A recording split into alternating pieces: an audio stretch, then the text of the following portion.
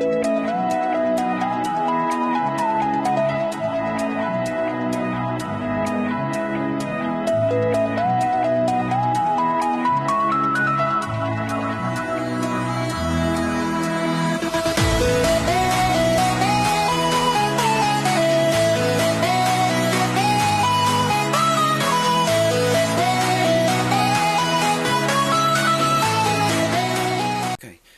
how's it going, guys? It's Dominic Morris, and today I wanted to do something a little different.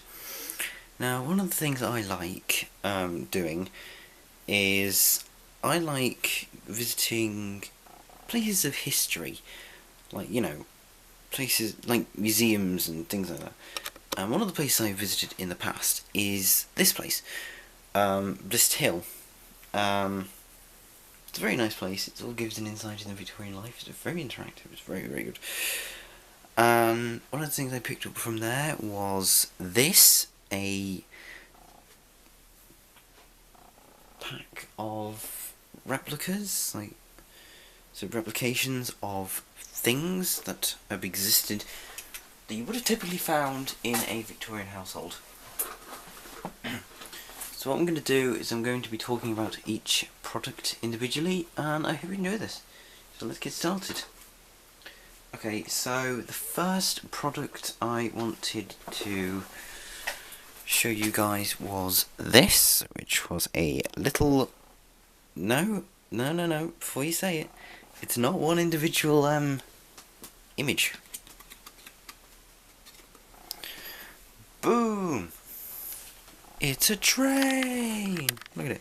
So there's about 10 or something? Yes, it is very big. Wow. So yeah, there's posters for there's a poster for chimney sweeps, starch, polish, bacon, gelatine, even wind pills. They sold wind pills even back then.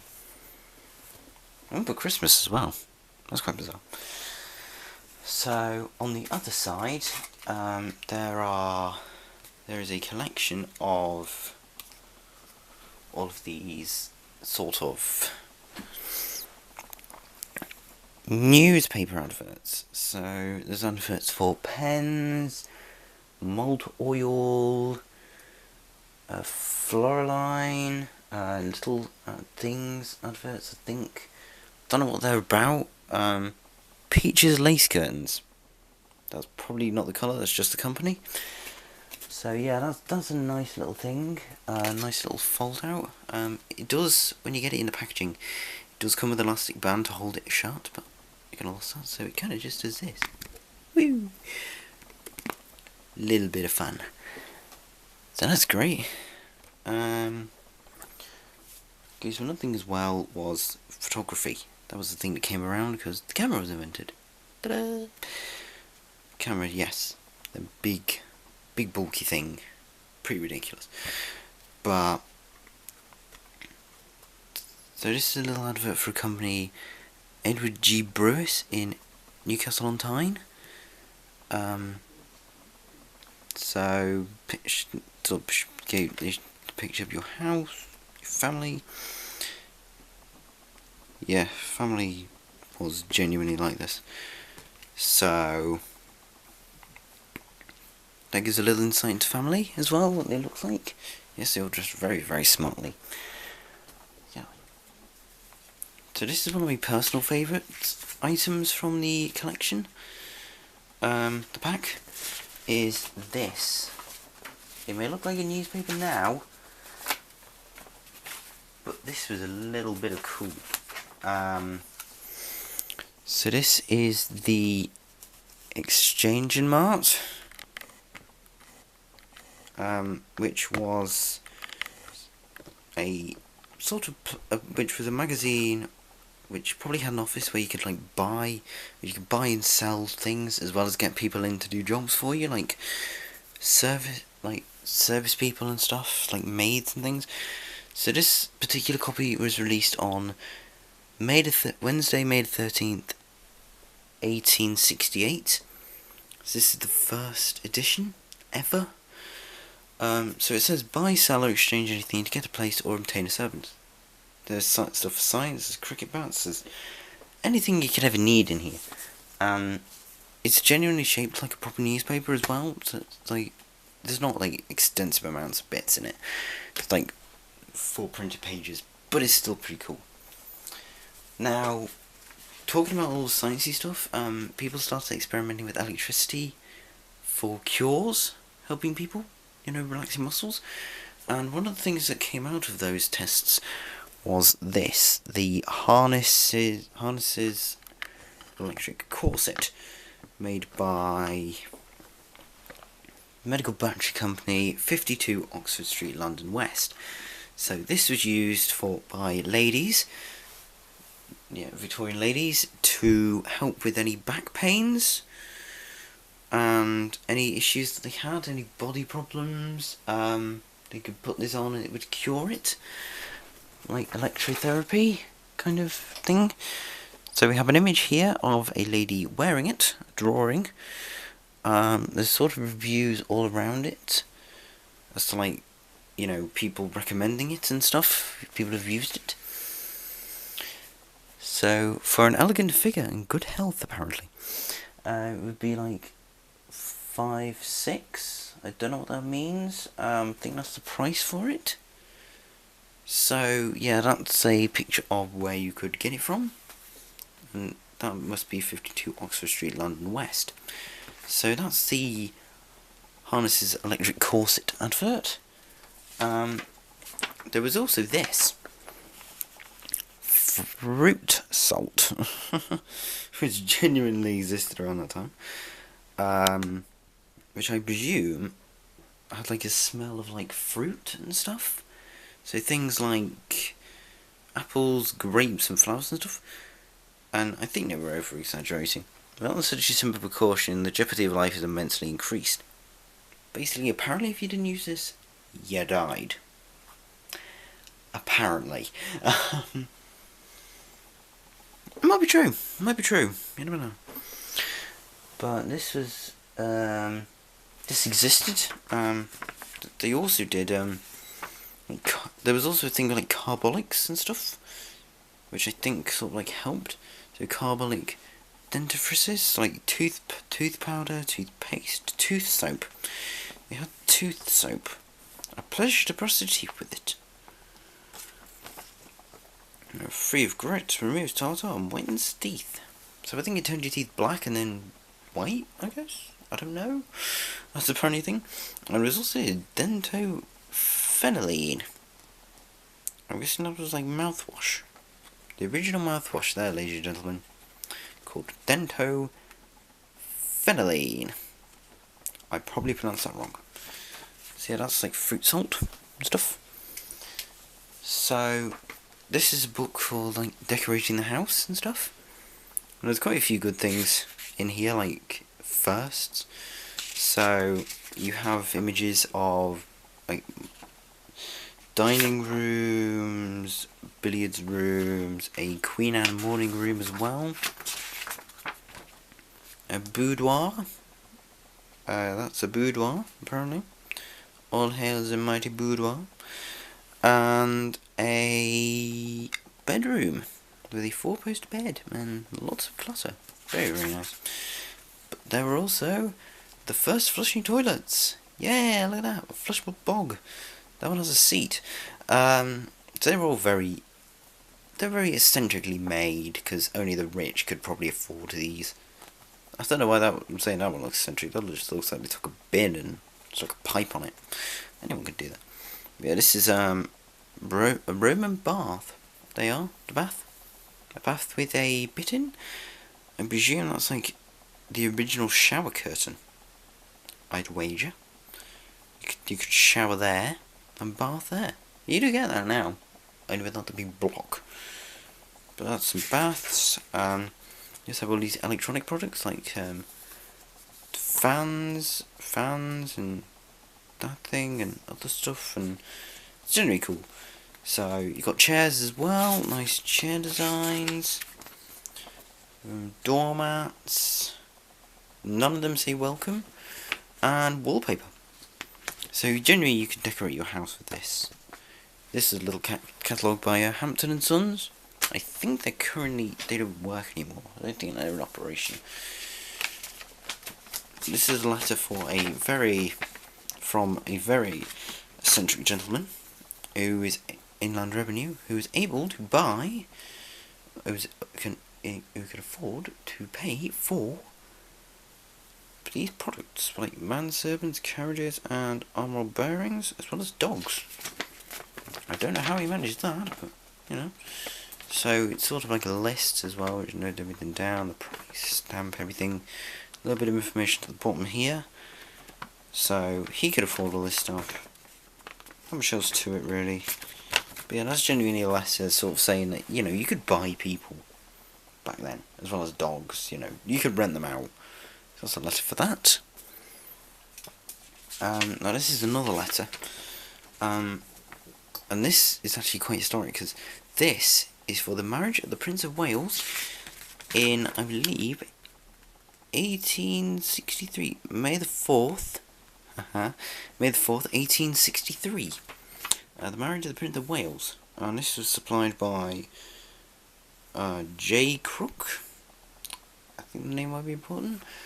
But yeah, so it gives a list of sort of what he wants, like people, servants, sugar, and stuff. So that's quite cool. So that's sort of about the wedding. There's a little bit at the back here as well. I think he was working out the prices, things and stuff. So that's pretty cool. So that exists. This is an advert for Clark's Pyramid Nightlights, the burglar's horror. Apparently, so they show sort of like two images. One using the product. It's all like nice and happy and calm and good, and you can read your newspaper in bed or whatever. And this is without the product. It sort of shows you like falling into an endless abyss like Alice in Wonderland. Yeah. So that's sort of like, that's the product there. That's what the teal looked like. It's like a nice little nice little gold thing that was labelled. Probably stunk. But good night. All's well. Indeed. But yeah, it's a burglar's horror. And on the back, you know, there's stuff for like Clark's fairy lights. Used by Queen Victoria, apparently. So they claim. So, run the island. And it's a little note at the bottom, Clark's patent fairy lamps and fairy lights have the largest sale and obtains the greatest amount of favour of any lamp known. They are of universal use and new designs continue being introduced, which can be seen at the showroom. It doesn't say where the showroom is, which is annoying. But yeah, that's an apparently revolutionary tea light. And speaking of light, there's this as well, a little leaflet for Benham's ventilating globe lights that apparently give gas light without heat, smoke, or smell, which is created by Benham and Sons in London, where they may be seen in operation. So that's possibly where they use them, or you know, that's just a showroom, whatever works. But yeah, that's it does open as well. To sort of show like a kitchen on the left hand side, a cooking apparatus, patent cooking apparatus, and a fireplace. Very nice fireplace, very fire in bright. And on the back you have a ventilating kitchen, which is basically a cooker, an old style cooker that they had to ventilate. Now, with the Victorian era, they may have had flushing toilets, but they didn't have good plumbing. So what they had to invent was a product to purify the water they were drinking, rather than sort out the product themselves. And so this is where this comes in. A product for Judson's hygiene, so like filters, deodorizer stuff. It's a little book. It's quite funny. It shows the causes of illness, effect, and a little something else. Can you focus, for God's sake? Security. The only way to render water perfectly pure and free from all disease germs is by passing it through one of the Judson's perfect purity filters. And that's apparently a filter. So there's a couple of designs here. You have a style L, which looks a bit like a lamp. Looks very decorative and very nice. And the style B, which is just a big bulky thing that could filter the water through. Little sort of thing. And we get here. And here's a domestic filter, which you get style A1 in China or stone, and a style F as well. You have a style F. They could take a maximum of 5 gallons. So there was a style Q for portable use. So that's it when it was closed, and that's it when it was filtering. So it's electroplated copper, which is pretty good. So they are portable ones too. And the last product is this. Now, they invented carbolics, as I mentioned earlier, for teeth. But they also invented it for balls. This is the, and I'll put it for the carbolic smoke ball. Pink paper. Later there, it can help with coughs, colds, and other things. So, really, it's used by the carbolic smoke ball is prescribed by Sir Morel Mackenzie, and has been supplied to the German Empress. The German Empress. Sounds pretty sinister, that. This image here is really much important to it. I think it was someone ordering one. That's all the people it's been supplied to. A lot of people, including lots of dukes, including the Duke of Manchester, the Earl of Derby, Earl Cardogan, Lord Wolseley, Lord Tennyson, the Lord Chief Justice, and lots of writing on the inside. I'm not going to try and do all that, but yeah, it can be used for children too. So that's genuinely helped with breathing and illnesses and stuff. So anyway, guys, so that was my replicas. I picked up while I was at Blist Hill. I think they're genuinely well made as well. They're genuinely really good. I think they're made really well. Definitely show a lot about the past, give us an insight. But so yeah, that was my yeah, that's my pack. That's genuinely it. So anyway, guys, I hope you enjoyed this, and Retro Rewind will be back on Tuesday. But anyway, guys, I hope you enjoyed, and I will see you in the next video. Bye.